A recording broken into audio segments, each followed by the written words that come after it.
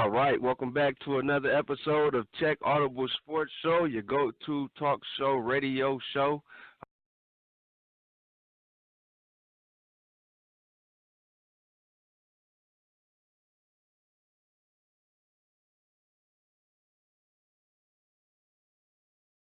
Well, let's start the show, man. First thing first. How's everybody week? How was any takeaways from game this past week? We in week 3 now. Past week 3 takeaways. Anything you got? Everybody looked to handle business pretty much. I was a little bit surprised with Maryland. Yeah, Maryland did lose. I was surprised by how they're losing to Temple. Yeah, Maryland lost to Temple. I thought that Michigan State being at home would get it done versus Arizona State, and that didn't happen. Yeah. Yeah, Arizona State came in East Lansing, beat Michigan State for the second year in a row in thrilling fashion. It wasn't thrilling fashion. Michigan State. No, that was a home and home series, wasn't it? Yeah.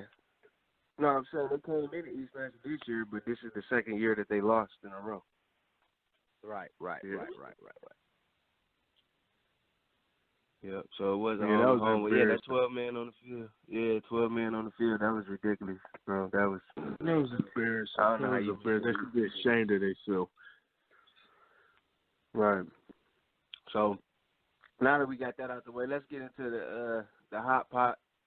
We was unable to come on the show last week, but the hottest topic of last week was the boys in blue, Michigan Wolverines, and the stagnated offense. Josh Gaddis offense, turnover ridden, and it's looking like this is a Harbaugh-driven bust with Josh Gaddis behind the yellow line. Paul, what's your take on that?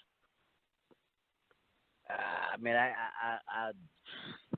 100% agree with you. The first 2 games,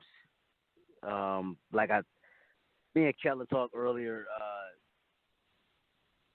if you can eliminate the mistakes, then the offense can kind of get in rhythm. But just kind of taking the small bit of what the people say as far as who has access to the Michigan program, taking just small bits of what they say and adding it to my own. I just think that if you eliminate some of the mistakes, then the offense can kind of get in rhythm. Now, on top of that, I really haven't seen a new offense. I haven't seen speed and space. I haven't seen them attack. I haven't seen them attack the corners one-on-one on the outside with Tariq Black and Nico as far as just going up, jump ball, 50-50 balls down the sideline. I haven't seen that. I'm seeing more of what I seen last year, an offense that struggles sometimes throughout the game to move the ball, offense that struggles in the red zone, and an offense that struggles inside the 5-yard line, and an offense that is not really coming with a lot of explosive plays. You know what I'm saying? It's pretty much the same to me. I would say Harbaugh still is the number one guy. It's just that Josh Gaddis is just calling his plays. That's honestly what I see. But like I said, it remains to be seen. They said that they treated the first game of the season as a warm-up game, so to speak. A preseason game. So, I guess their season started in week 2 versus Army, and here come the excuses on why they look the way they look. So I just can't wait to get back on the field week 3, week 4, or whatever. Play a legit team, play a Big Ten team and see what they look like. Right. KB, what's your take on this on these struggling offense talks that is such a hot topic? Man, it's really mind blowing. Honestly, coming into the season, everybody was talking about this new offense, bringing in Josh Gaddis, who formerly at Alabama. We know what Alabama looked like. We know what kind of explosive players they have. I don't see none of the stuff that kind of stuff. It's supposed to be speed and space. Definitely had an athlete score, but you don't see the bubble screens, the RPOs. We all know the RPOs taking over. Not only college football, but now pro football too as well. You don't see none of that. You see your typical, old school Big Ten type style football, and that's just not going to win. That's a lot of the problem with Michigan State as well. Just the both offenses are old school, mid 90s, mid 2000s, ground and pound, play action type offenses, and that just don't fly no more. So they just gotta. Right. I don't know. Like Paul said, it's like Josh Gaddis has been given Jim Harbaugh's playbook, and Jim Harbaugh just told him to play with the formations a little bit, but call the same plays, and that's not going to work. That's not going to work at all. And this week will be a test that had a lot of time, almost 2 weeks. Going into Saturday, it'll be 2 weeks since they played. So, like Paul said, we just got to sit back and see. We'll see what they do. One thing I will say is, and I'm confident to a certain level, but we have not been tested as far as our secondary go. Have not been right. tested. Yeah, we got a couple of 100%. interceptions. You know what I'm saying? We got a couple of interceptions. We got Ambry Thomas out there picking up the pass game one. We got, who else got interception? Lavert Hill got an interception. But we have not been tested. Corners have not been tested. Safeties have not been tested. Downfield throws, over the middle, whatever. We have not been tested. So I'm very interested to see, because not the Wisconsin's offense is not totally Jonathan Taylor. They have good receivers, good wideouts that can make some things happen. So I'm very interested to see from a secondary standpoint how we come out of this game. My question for you would be: so, do you think that what's your D coordinator name again? Don Brown. Yeah, so do you think Don Brown goes in with a game plan to stop Jonathan Taylor, which would expose y'all on the back end? Are you thinking 7 in the box? Well, my thing is Don Brown is going to go with Don Brown is going to go with, and that's pretty much man defense. He's going to mix in. He's going to mix in some zone here and there, maybe. You know what I'm saying? Depending on who he's playing, I'm assuming is whether or not or how much he mix in the zone scheme. But I think it's gonna be pretty much Michigan playing Michigan defense, Michigan doing what it wants the offense to do. So. I expect, 7, 8 in the box here and there, maybe throughout the game. 8 may be a little bit too much, but like I said, depending on what Wisconsin is running, I can expect, like I said, 7 or 8 guys in the box. But yeah, like I said, the guys in the secondary are going to kind of be by themselves anyway, because Don Brown likes to run man defense. So. Okay. Because they got that, Wisconsin got that Cypress kid.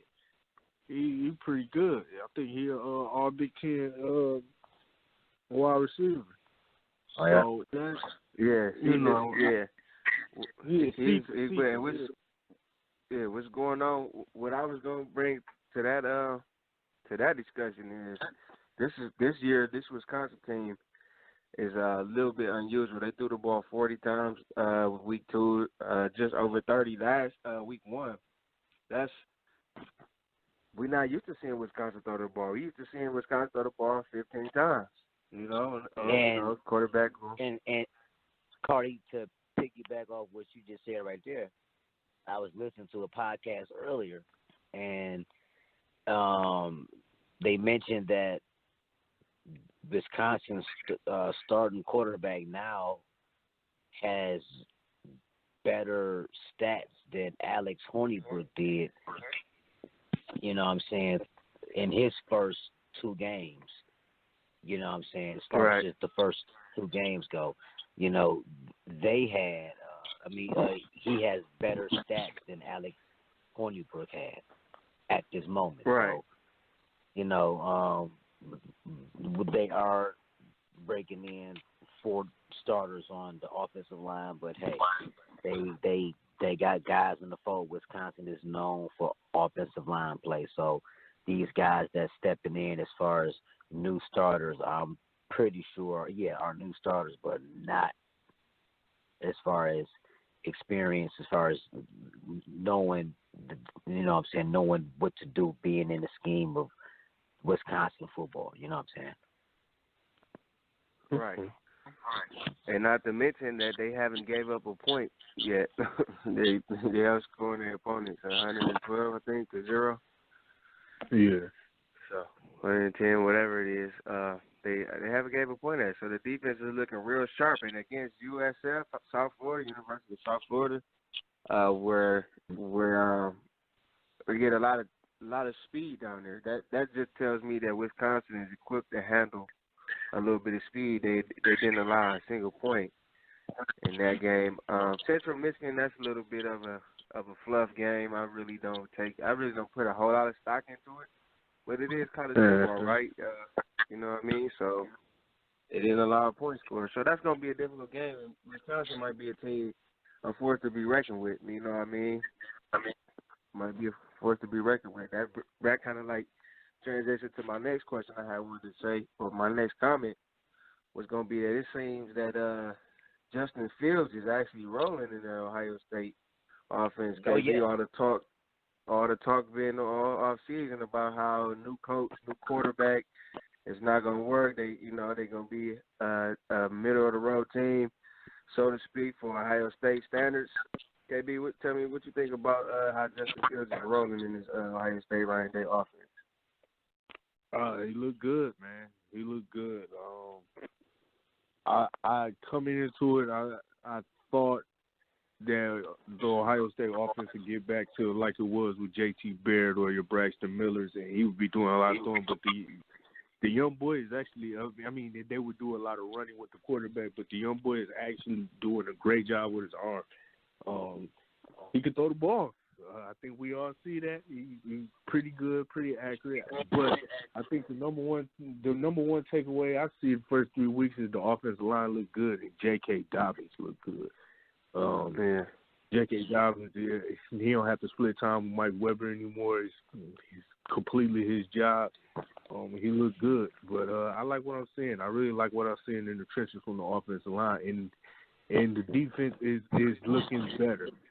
I still want to see them against a better offense. Indiana is a pretty decent program, but I want to see them against the Penn State and eventually at the end of the year against Michigan if they can get their offense together. But yeah, Justin Fields look good. I think he's a Heisman candidate. Kelly, got a question. Yes, sir. Who is y'all's second string running back? Master T. Okay.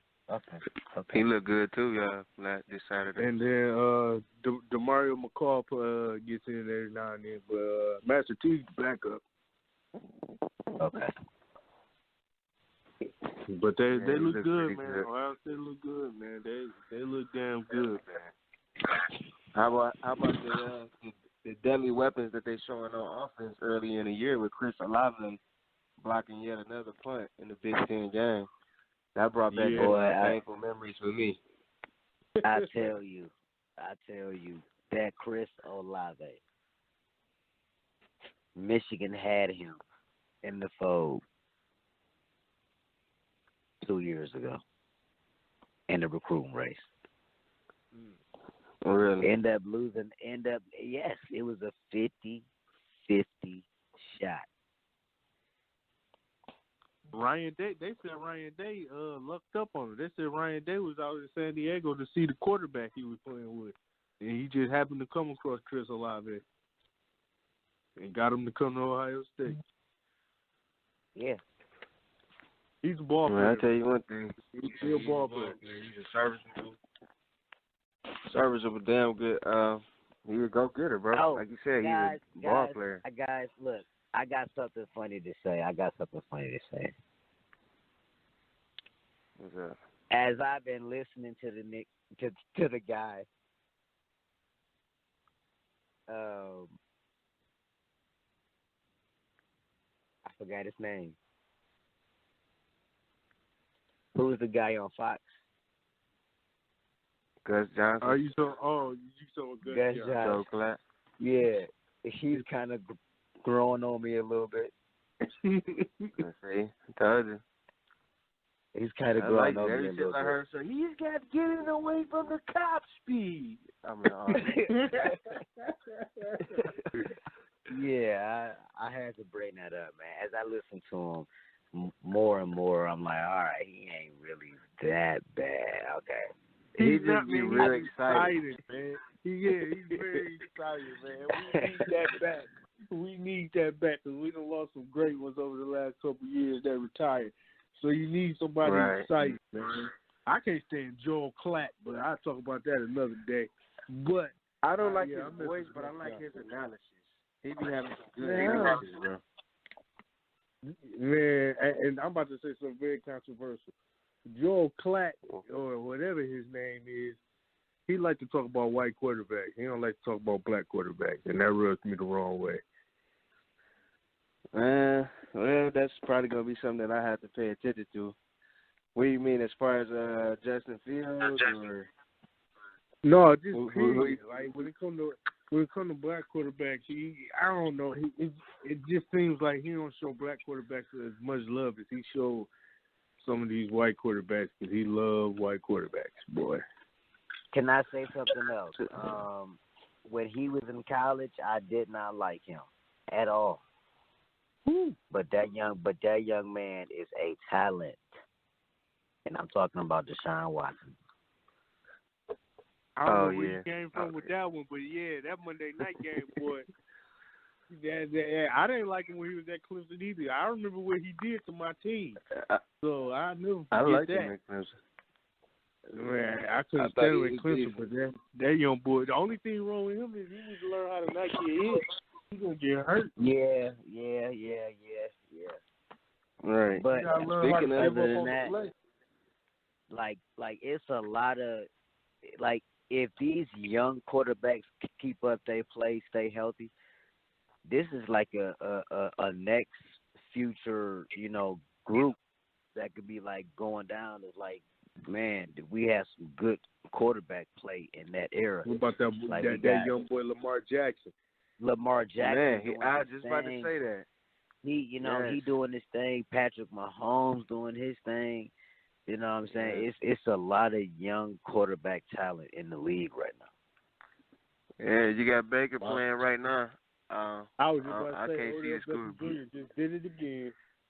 Wow. Oh, he did one-handed? Yeah, I seen it. I just seen it. Yeah, we got some. We got some dogs, man, that was lighting up. And then switching back football. to college football, looks like Lincoln Riley is the quarterback whisperer. Well, exactly. Yeah, he got Baker in the Don't NFL. Jalen Hurts He got look damn Kyler good? Man, yeah, Jalen Hurts look better than he's ever looked ever. Yes, bro. Yes. Yes. They are firing on all cylinders. Lincoln Riley is just an offensive genius. I was doing a film breakdown that I had wanted to trying to expand my horizons, but I did a film breakdown, and they ran a play with just complete motion. It was just a wonderful, beautiful play. How they set it up. It was fake right. You faking a right run, like a 26 power sweep or something. You bringing the ball back up like you're gonna throw the screen, and they ran a counter. So all that, everything I just said, if you're a football person, like, so you're faking a run around the right corner, around the right tackle, as you have a man coming in motion. So you don't get the ball up. You bring the ball up like you're gonna throw the screen because you got linemen pulling out for a screen, as well as that man in motion looks like he's coming to block, but you actually bring the ball back down and giving it to the motion man around the left tackle. I was like, that was beautiful. That was beautiful. And I credit that to Regan Ryan. Basically, he drawing the entire defense to the right side and doing the backside reverse back to the left. Yeah, backside. Exactly. On the jet sweep play, basically. Okay. Right, but you add that extra motion, but it's a different look with the. Yeah. You added two fakes, right? You added two fakes. You added a play action, and then you added a fake to the running back. That's gonna draw maybe the linebackers up there. Then you got the fake screen to the running back. Right? You're gonna draw with the play action. You're supposed to be drawing the lineman with that play action. The lineman is looking in the backfield. The linebackers are supposed to be looking at the offensive line. And when that pull comes, you got linebackers shifting, following the guards and the tackles. That's how I was taught football. So that's how you got that whole front seven moving to the left on their side, and then you got this reverse that nobody's taking into account. I mean, you got this motion man that nobody's really paying attention to because all of the action that's going on. I just thought it was brilliant, man. And if you can get your players to do that, execute that the right way, it works. It works every time. Yeah. Yeah, man. The guy, he definitely look like he know what he's doing. Yeah, he do. He's about to get Jalen Hurts. Jalen Hurts supposed to become a wide receiver when he got to the league. Or running. Yeah, Jalen Hurts is looking like a real dude.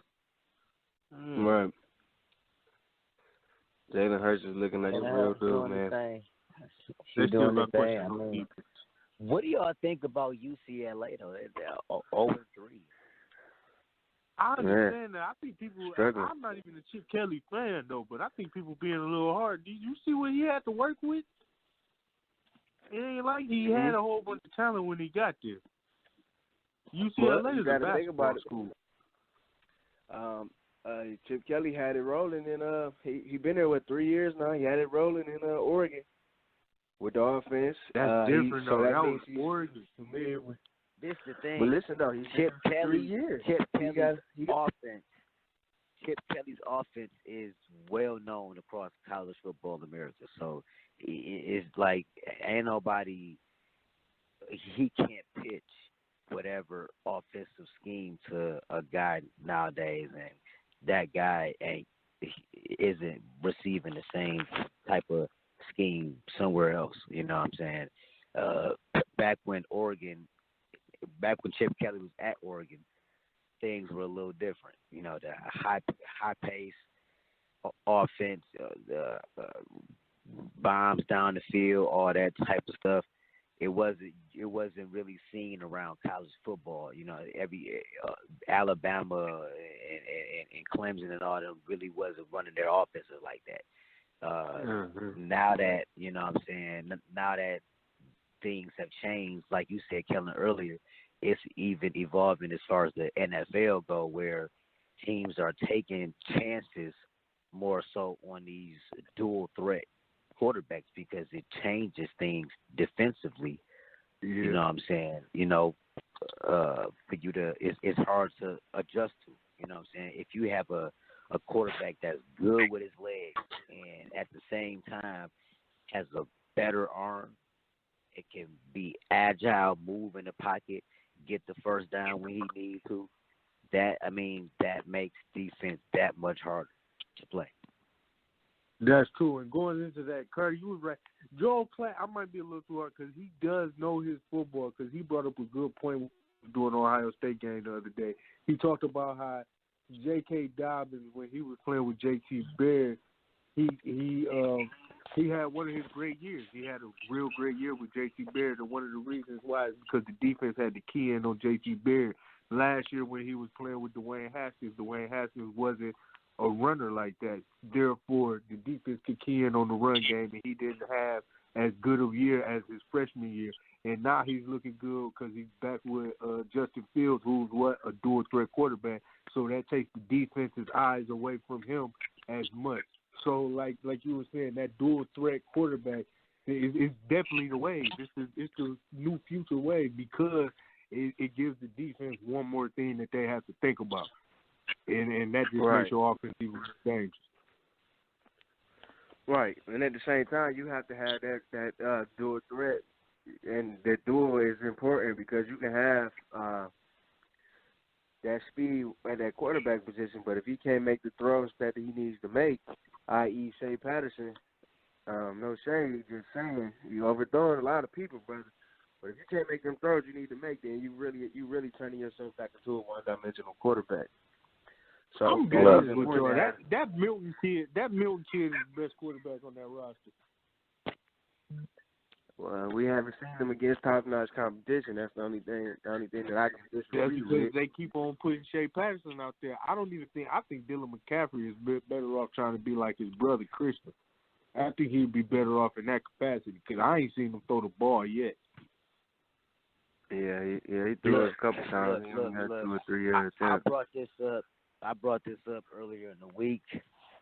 I don't see why the game plan necessarily has to change when the backup quarterback via Dylan McCaffrey or Joe Milton. I don't see why the game plan necessarily has to change.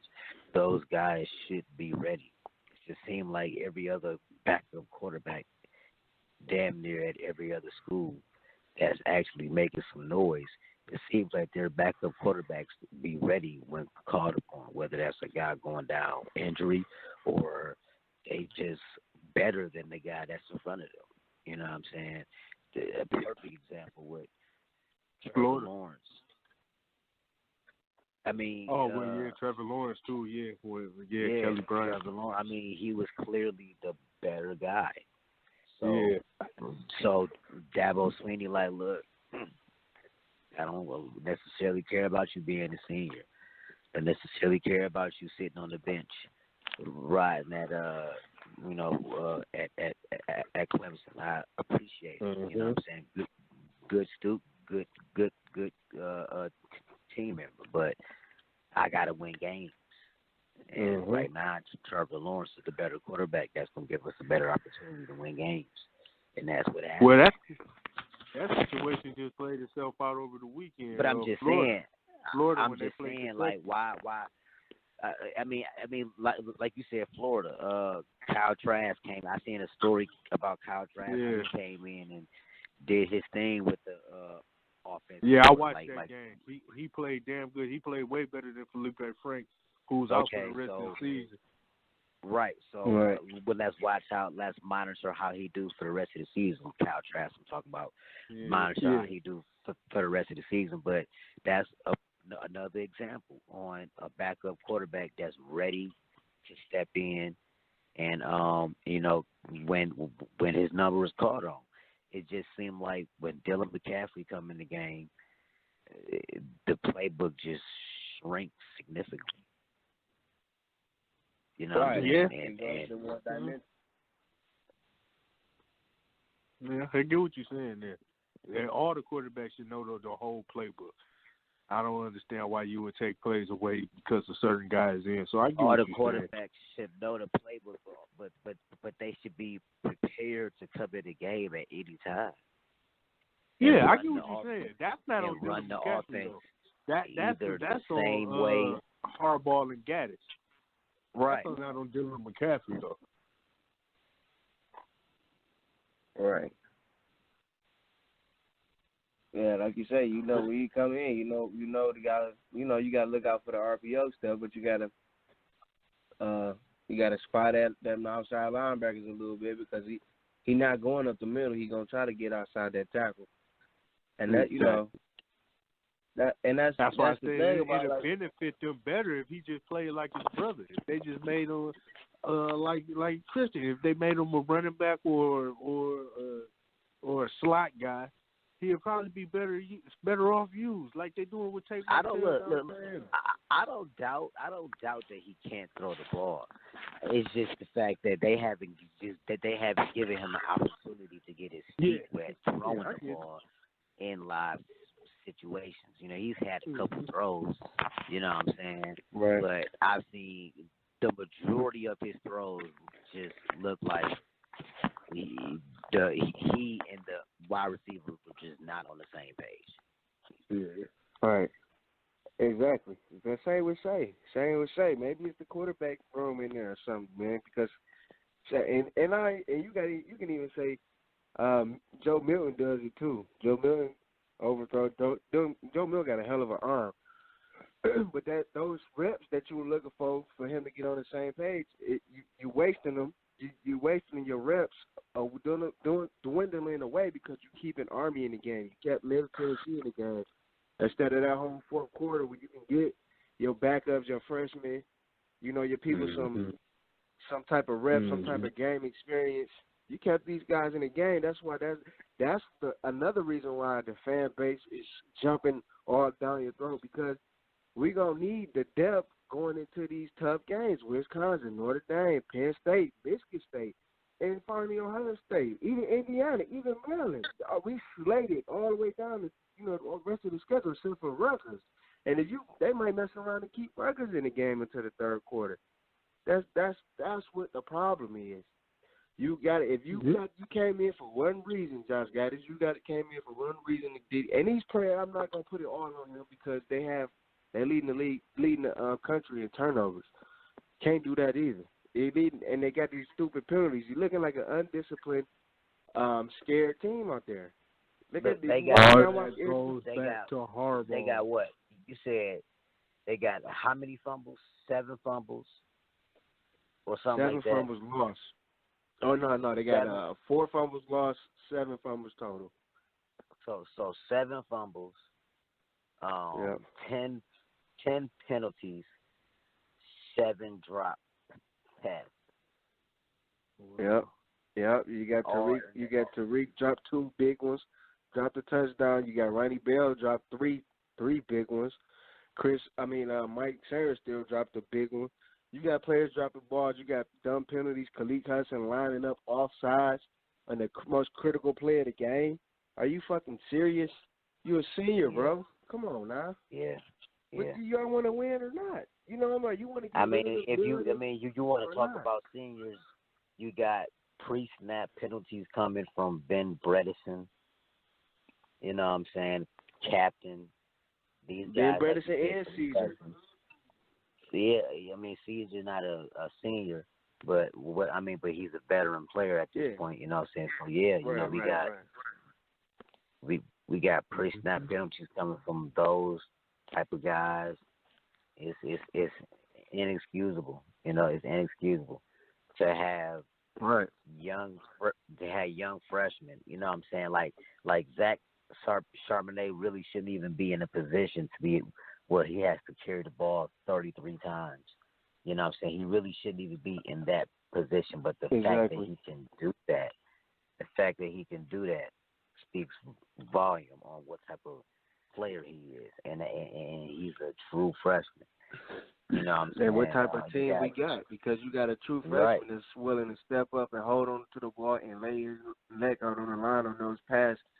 The blocking attempts from Hassan Jackson and Christian Turner was atrocious. Like what have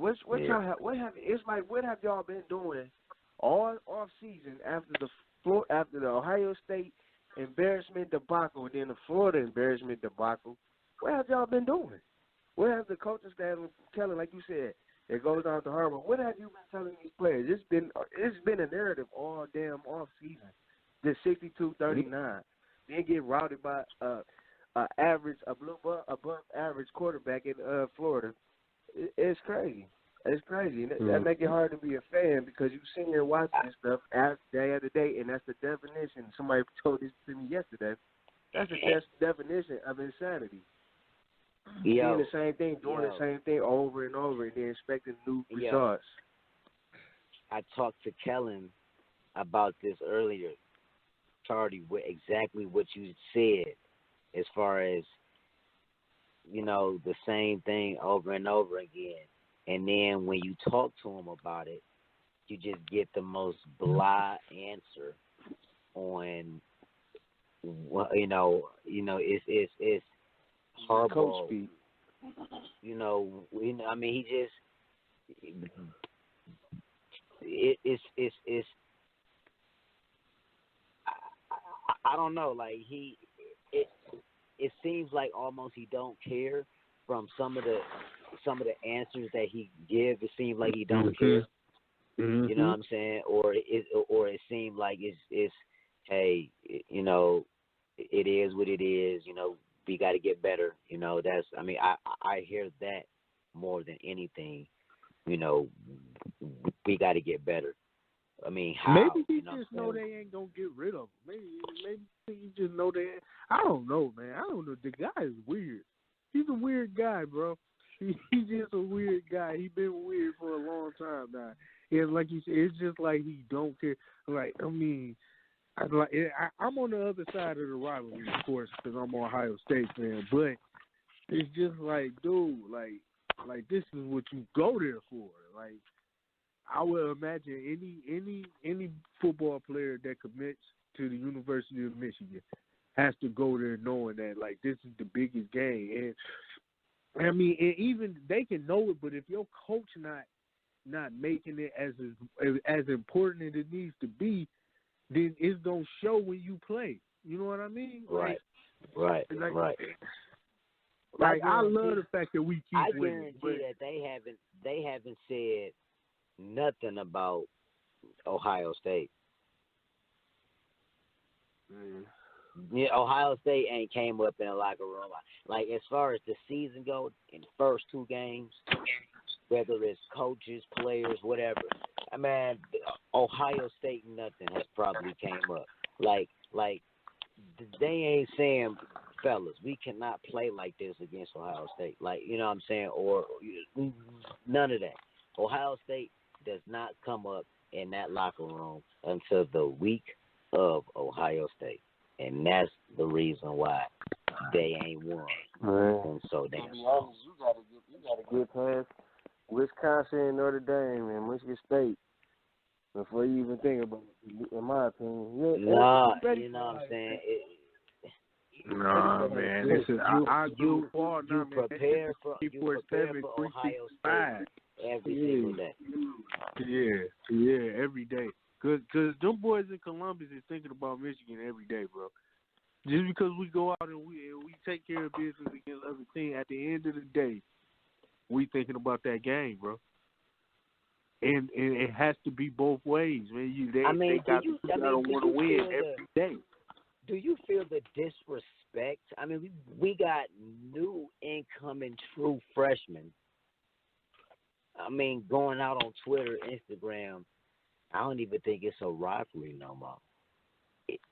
Right. You know what I'm saying? Is it even right? I don't think it's right. What about my man? You know what I'm saying? Like, we got these new age guys that's coming in that literally don't even think it's a rivalry. They literally, you gotta think about it. They have came up playing little league football, playing high school football. Now in college, they have not seen no rivalry.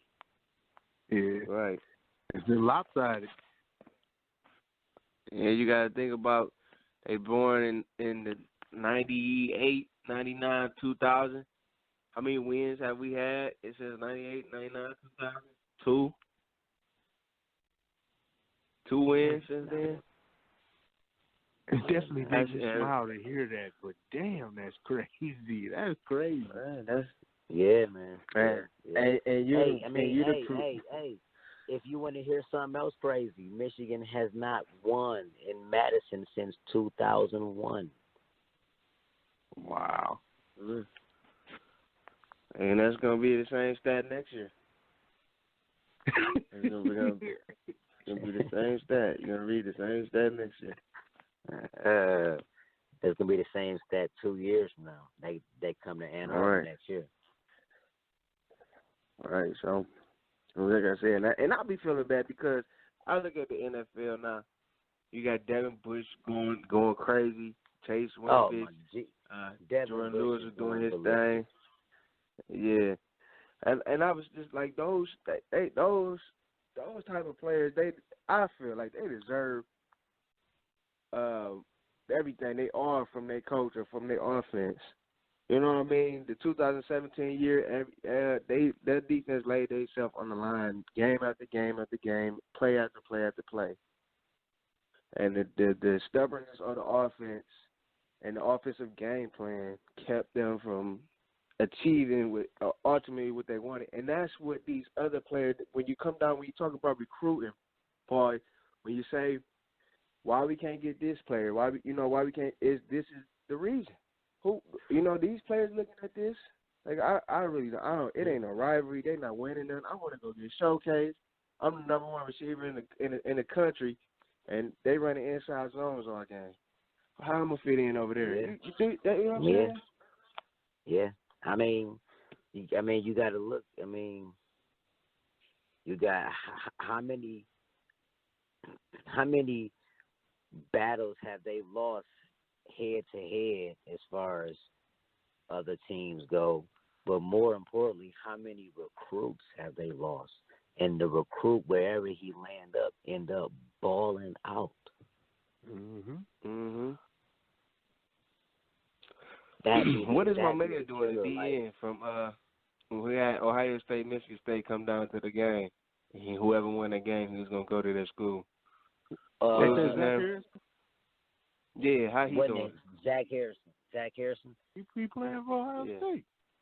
Yeah, he played for Ohio State. I actually seen him. Physically, he looks fine.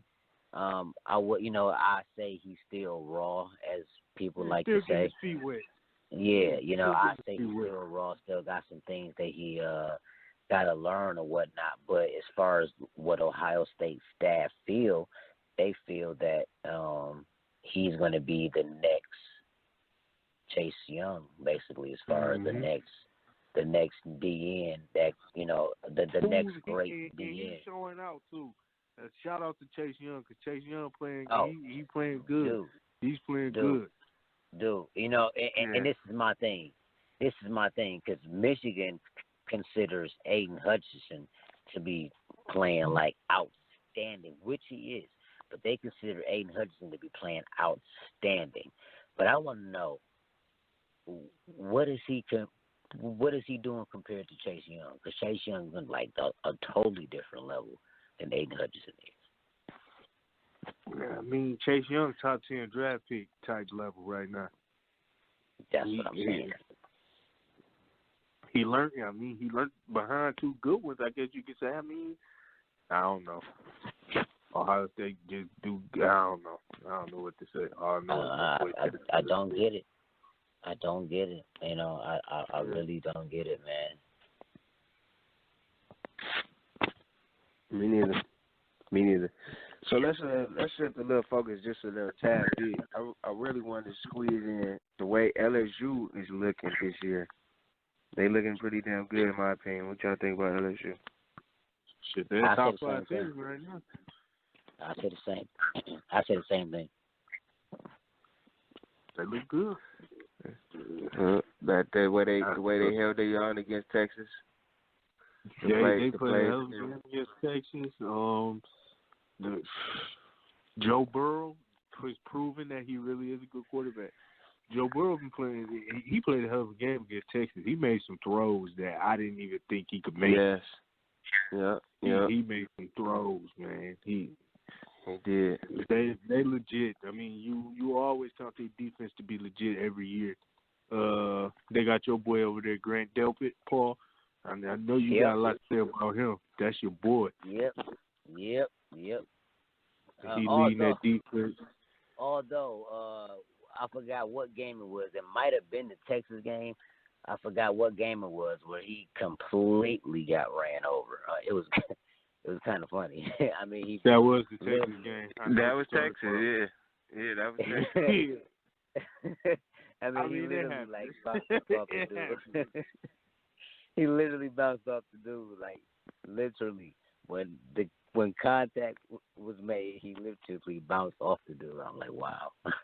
Yeah. But other than that, and then he went on to miss 2 more tackles after that. He will be the number one safety off the board.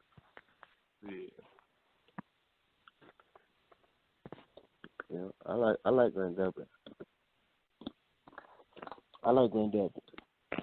So, as way too early college football playoff rankings 1 through 6. How y'all sitting? How y'all got it? I got Clemson at 1, of course. Bama at 2.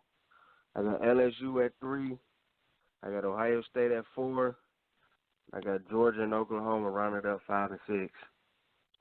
The way too early college football playoff. This off the week 3 performances through the week. I mean through week 3 performances by every team, defenses.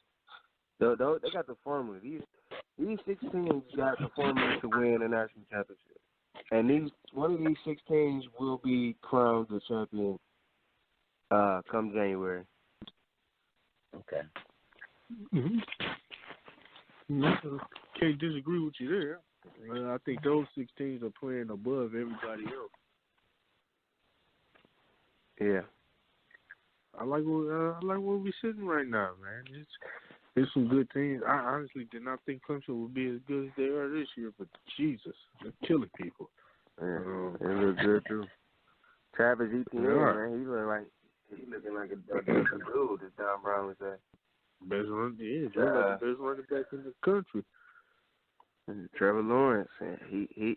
Although I am noticing some flaws with Trevor Lawrence. You get him a couple more games on film. I think you'll be able to decipher his. He has a couple flaws. He has some throwing flaws, some decision flaws, which is expected for a sophomore. He made a couple bad decisions, but they not. I don't see him getting beat. They played a pretty garbage ACC schedule, so I don't see him getting beat. Man, so they're cruise good. Oklahoma gonna have to play Texas, so that had to be a tough game. But Alabama, UGA, and LSU, they all gonna cancel each other out. Somebody gotta lose. Somebody gotta lose. Right, and that's we gonna see what Georgia about this weekend. They play Notre Dame. Yes, exactly. Sir.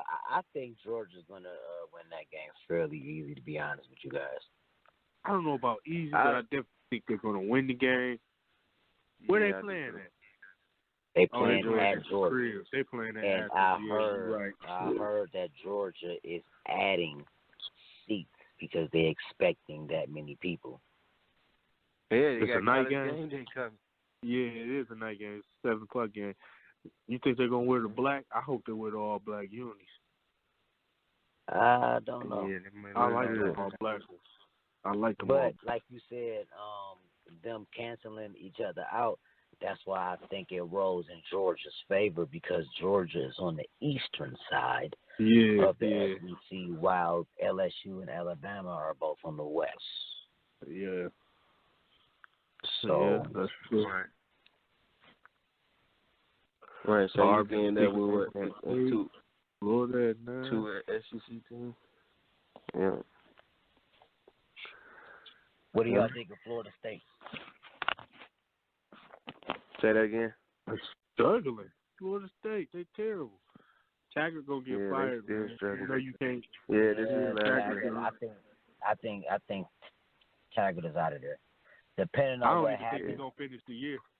You know what I'm saying? Depending on what happens, he may not even finish the year, man. Yeah. And they gave up that. I thought they had it in the bag. Who they gave up that game to? Virginia. Was it Virginia? I don't think it was They Virginia. just lost to Virginia. No, I'm talking about week 2. They gave up. They was going into the 3rd or the 4th with a comfortable lead, and they gave it up. I think that's happened a couple times this season, bro. Yeah, ain't no telling.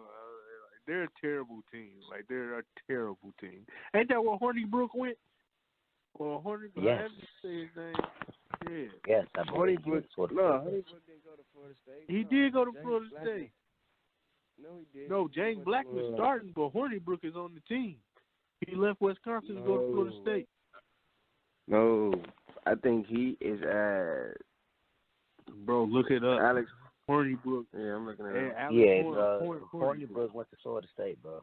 Yeah, he went to Florida State. He lost the job to Blackman. Oh, wow. So he just wasted his time. He pulled a Tate Martell and wasted his time. Yeah, I said, yeah. Tate Martell. Tate Martell is on, he's a receiver now. He gotta be the biggest idiot in the world. I mean, these Florida teams are, I mean, the 3 big ones are like kind of like disappointing, so to speak. Well, you can't say that about Florida yet. I say that yet. But you can't say that about Florida yet. They the top 10 team. Yeah, they just lost their starting quarterback, though. Man, yeah, and the backup looked better than him. I ain't never been sold on Felipe Franks. The only thing good about Felipe Franks is his name. Felipe is a cool thing to say. Outside of that, I ain't never been sold on that boy. He's not that good. And that backup came in. They won a tough game, man. Kentucky, it's hard to They came Kentucky from behind. When Felipe went down, they was down by, I think, a score and a half. I think they was down by 11 points. Yeah, I know. Like and that boy came in and led them to a victory. So they might be better. Yeah. I know Kentucky is real bitter about losing that game. Yeah, I know. They was they at back the to 30. Kentucky been competitive, I should say, in football over the last couple of years. Yeah, they have. They ain't no easy dub. Lamar Jackson's team, they knocked off Florida. They ended a 30-some year streak, which is actually like where we had it. Ended that streak last year. I thought they was going to end it again. I thought they was going to keep it going this year, but they. Cardi, why you always taking shots, man? Man, that's good, man. They always taking shots at me, man. You know how high my blood pressure be going up on Saturday afternoon. Yeah. Hey, man, I be right there with you, dude. I be right there with you. I be watching the game in total frustration. I be right there with you. Yes. Yeah, man. So I can't never sit down and chill. Right. I can never sit down and chill and watch them cruise. Right. Like Ohio State went up when they went up. I think it went up 29-3 into the halftime. That's a comfortable. Okay, cool. I can sit back and relax now. Cause first quarter it was kind of Indiana was fighting. It was. Yeah, they were competitive at first. By halftime, I was playing 2K. You see what I mean? I went back and watched the rest of the game later. Yeah, okay, I'm about to say, because Kellen, that's the thing that you need to stop doing. Well, I don't know. No, I always watch the whole game, but by then, fuck it. I was playing 2K. All right. I try to hit as much games as I can. I try to, especially the ones that's on local TV. I try to hit those, the big games. I really had wanted to see Ohio State. I wanted to see what Indiana was going to bring to the table this year. South Carolina was fighting Alabama hard to the second half. It seemed like that first half, then you start getting out athleted, if that's a word. But then I turned around later that evening and was seeing Michigan State blow a big game at home against That was Arizona terrible. State. I'm like, That was so pathetic. how hard is it? You got one. And I'm not jumping down their throat because on Twitter they tearing Michigan State up. They should. They should, because I already know where you're going with that. How do you not know that you're not supposed to be on the field? How do you not know Right. that? Everybody, we all played football at some point in our life. We all know that there was a first-string team, there was a second-string team, there was a kickoff team, there was a field goal unit team, there was a punt team, and you always know what team you're on. Am I not right? Right. Yes, So when right. the coach say field goal, all 11 guys that's on field goal team should be out there. So how do you have an extra nigga out? I mean, how do you have an extra man out there? Excuse my language. How do you have an extra man out there? Like, how do you not know that you're not supposed to be on the field, son? Right. That's just coaching. That's coaching. That's ridiculous, and it's unacceptable. That's how they lost that game. Yep. And the thing about it is, whoever caught it, that's a hell of a catch because the refs didn't even catch it. They had to go That's to the true, replay too. to figure that out. Yeah, they had to replay it. And I didn't even know that was reviewable. Yeah, you know you were able to review penalties now. The NFL got it and the college got it. I know the able NFL got the pass interference thing, which I think is stupid. They're just slowing the game down. God damn, shit.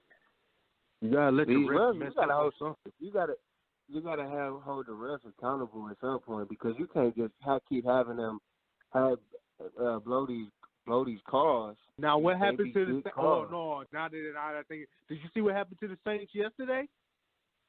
I seen that too. Screwed over. That was clearly a fumble. Yeah, I seen that too. You know what I'm saying? They acting like the Lions. Wow, they got lucky. I couldn't believe that. That made me so mad. Yeah. You see, Kyler Murray came back from 19 in the fourth quarter. The Lions are dope. Yeah, they're The joke. Lions are Darius dope. Slay was getting killed all game. The Lions are dope. Darius Slay was getting killed all game, and Phillip Rivers made one mistake, and now he's the hero. Oh my God! He's gonna be all pro. He's about to get all the glory. You know what I'm Yeah. saying? All the glory. Big play Slay comes through interception and to seal the deal. You know, come on, man. This guy is like significantly overrated. Okay, so let me ask you this, scenario-wise. Would you rather him shut down Keenan Allen all game and then Keenan Allen make a heroic play at the end of the game, or would you rather how it happen? He been getting blew up all game. He been getting beat all game and then make the pick at the end of the game. Yeah, I'd rather it happen that way. But my thing is, guys can get beat here and there, you know what I'm saying, throughout the season and whatnot. A big play Slay has been overrated since he's entered the league, in my opinion. This is my opinion. You know what I'm saying? He has been overrated since he's entered the league. He is not a shutdown corner, in my opinion. He's not. Sorry. Well, I agree. I do like the way I like what he brings to the table. I say that. I don't think he's a shutdown corner, but he is a serviceable corner. I do. He bring a little bit to the table for the Lions. He'd be a good second or third option on a solid team. So he ain't no, like you say, he's not a lockdown corner, but I don't think that's what they're asking for him, for real. What? What are you talking? He has to. They ain't had a lockdown corner since Dre Bly. And yeah, I remember him. I used to like Dre Bly. He was that deal. He was that deal. Like Dre Bly.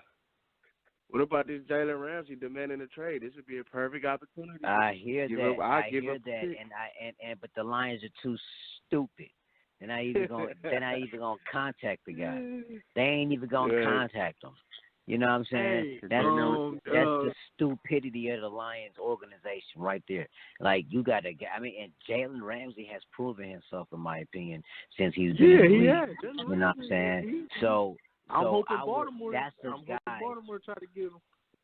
That's you know, the Mika guy Fitzpatrick, that I would try to go out there too. I try to get Mika Fitzpatrick. He's young. I want Baltimore to get one of the two. Mika Fitzpatrick over Miami. Yes, from Alabama. Yes, from the Dolphins. The Lions can get him. The Lions can get a guy like him.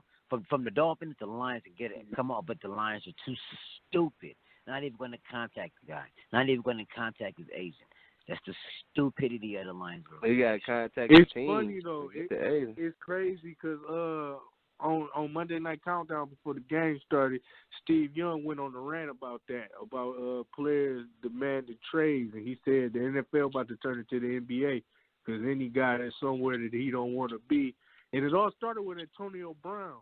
You cannot tell me, and I've been arguing with people for the last week, you cannot tell me he didn't do all that stuff on purpose so that he could lead the Raiders. He never wanted to be on the Raiders in the first place. Like, he did. It worked. It worked. He acted like an asshole, tried to threaten the GM and everything, called the GM a cracker, and got released. So also, he can end up on the Patriots. He did that on purpose. And now, like Steve Young said, the NFL about to turn it to the NBA. Any guy that's somewhere that he don't want to be or on a bad team, they're just going to demand a trade. And they're going to figure out a way to get out of there. But it all started with... And you know what that's going to do? That's going to hold these teams accountable, man. You can't keep putting this bad product on the field then. Lions, you that's can't a keep good putting point. bad I mean, product. that is a good point. But that's at true. The same time, I mean, yeah, that is a good point. But at the same time, if the team freely trades you, okay, but you can't do what Antonio Brown did, bro. He acted like a complete total asshole and got released because he never wanted to be there in the first place. Everybody know he wanted to get traded to the Patriots. He got the talent to be as a Patriot.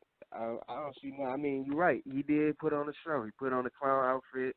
He lost a lot of respect from a lot of people, including me. But I mean, it's this league ain't nothing without the players. You know what I mean? So, and whatever little dispute they was going through in Pittsburgh, they carried over to Oakland. Now, Oakland ain't going nowhere. Oakland got a lot of different things. They can't find an identity. Oakland's stupid. I think they gave him one of their first round draft picks for him. They stupid, and now they just sitting there. I can't use the expression I want to use, but they out of luck now. Because usually I think they use like a first or second round draft pick on him, and all he did was went there after the fool, and they released him. Now they didn't have to pay him that $30 million, so they did save $30 million, but it wasn't about the money for him anyway. He never wanted to be there, and that's just ridiculous how he acted. That's why he's going through everything he's going through right now anyway. He's an idiot. Yeah. I can agree he's an idiot. I can agree. He's just an idiot, man. He and then the way that he's just an idiot, man. Even though I don't think he did what that girl accused him of, but the way that he talked to that girl, man, y'all got to see the transcripts, man. That guy is a fool. I don't mean to laugh, but that guy a fool, dog. Yeah, but it's a few pictures on the circling around where they was buddy hugged up closer than Yeah. I don't believe close it. encounter. My biggest thing with that, I could talk about that all day. My biggest thing with that is, and I'm just leaving it at this: she filed a civil suit, not a criminal suit. Any girl that's been sexually assaulted would file a criminal suit and try to get that dude locked up. She wanted him to pay her $2 million by a deadline, and she was never even going to publish the story. So that's why I don't believe nothing she's saying anyway. She just wants some money. Wow. She wants $2 million, which is unfortunate. But he brought that upon himself because he's an idiot. A freaking fool. All right. Accusations are that she asked for $10 million 2 years ago when it first happened. Okay, well, my whole thing is, man, she would have went to the police and shit. Number one, she alleged that it happened on 3 different times, so you never said right. And then you file then you file a civil suit instead of a criminal suit. You don't go to police. You call his lawyer and say, I want $2 million. I'm going to tell the whole world your client is a rapist. I'm not saying that it couldn't happen, but I find that hard to believe. And they say she just got married, too. Right. You want that $2 million. Yeah, I don't want to speculate on that one. That's a real touchy. It's touchy a topic. But Antonio Brown's an idiot. That's it. That's the gist of it. And it's karma. It's a such thing as karma for sure. Definitely. So, such thing karma. So we gonna start our check Audible picks this week. Okay, yeah. So we're gonna change it up, man. We coming down to the bottom of the show. We're gonna switch it up, and instead of doing the whole top 25, we're gonna this week, because I don't think we organized the first week. I know we going different, but we ain't really organized. So we're just gonna do some of the top games. We're gonna do 8 of the top games. That way we can talk a little bit about it, give our picks about it, then we can keep track of the wins and the losses. That way we can whoever win these picks from week 3 on out. The 2 losers got to buy the winner a large pizza and a pint of your favorite drink. How about that? I mean, that'll work. That'll work. Or we could do it like Skip and Shannon. You just get some Black and Mild and some cognac. Cognac. Skip. I got my yak. Skip. Okay, no. That will not work for me. Right.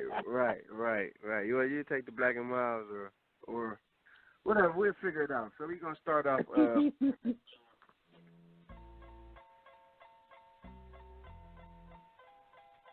We're going to start off with Utah going to USC. That's a Friday night game. Utah currently ranked number 10 in the country. USC currently working with a second-string freshman quarterback. KP, who you liking now? I actually got I got USC at the crib. USC at the crib, okay. Paul, who you like? Utah at USC. This is actually a tough pick, but I'm gonna roll with Utah. Utah on the road. I like Utah too. Utah is playing pretty good ball. Next up, we got Air Force, who's been playing pretty solid football as of late. Going to number 20 ranked in the country, Boise State. KB, who you liking that one? Boise State at the crib. Boise State at the crib. Paul, who you like? I'm going to roll with the same guys. I'm going to roll with the Broncos. Boise State Broncos. I'm taking Air Force in the upset with that triple option offense. Next up, we have the Fox Big Noon game. Number 11 in the country, Michigan Wolverines headed to number 13 in the country, Wisconsin Badgers. KB, who you liking now? This is gonna be a very unpopular pick for my congregation, but I'm gonna actually go with Michigan, dog. I think Michigan gonna pull it out. Michigan on the road. Paul, who you like?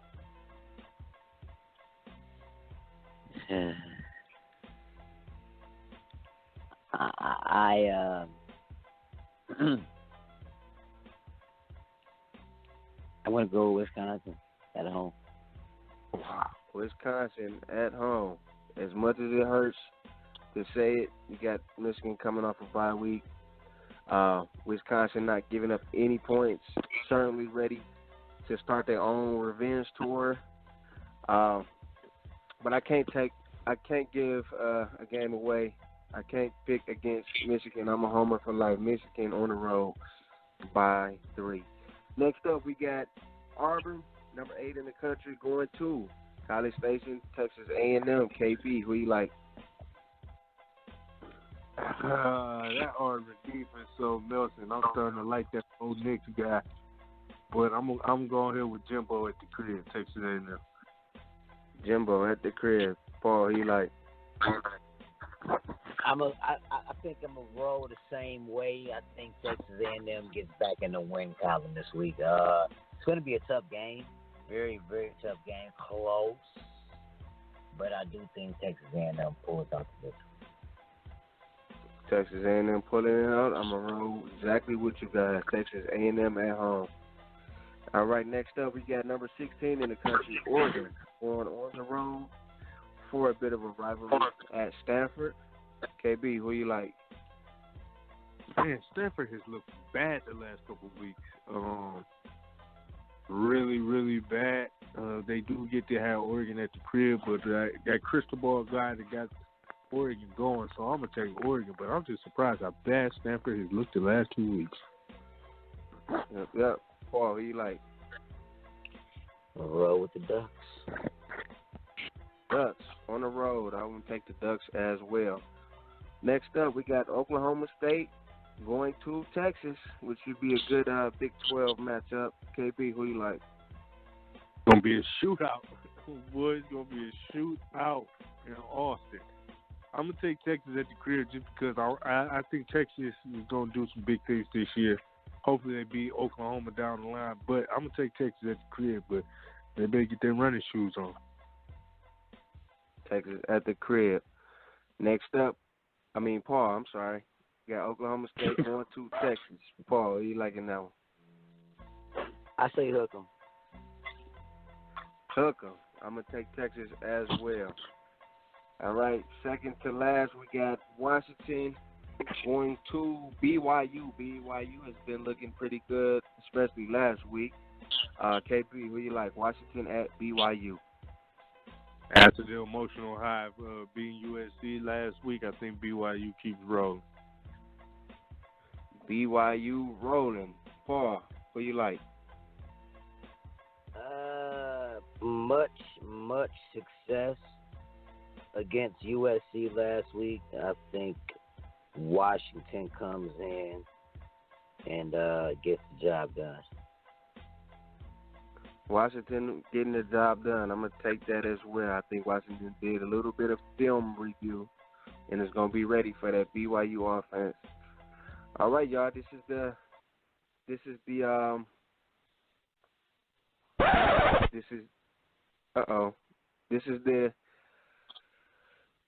headgear game. College game days going to Georgia.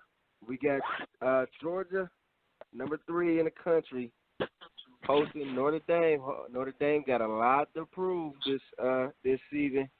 They got to beat Georgia in order to stay in the running because they don't play a conference championship game. KB, who you like? Notre Dame is going to choke like they always do in big games. Go Dogs. Go Dogs. Notre Dame choking. Paul, who you like? Dogs. Dogs. Yeah, I'm gonna take Georgia as well. I don't think Notre Dame has got enough to hang with those boys from Georgia. So it's gonna be a good game, though. But all right, y'all, we done came down to the bottom of the show. As usual, it's been a hell of a show. We will resume actual live studio session next week.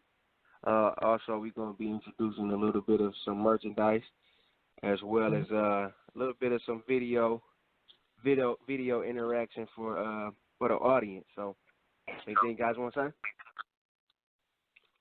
No, I can't wait to get back in the studio and get it in. Yeah, pretty much. Yes, sir. Yes, sir. All right, check Audible. Say it one time. Check Audible. Check Audible.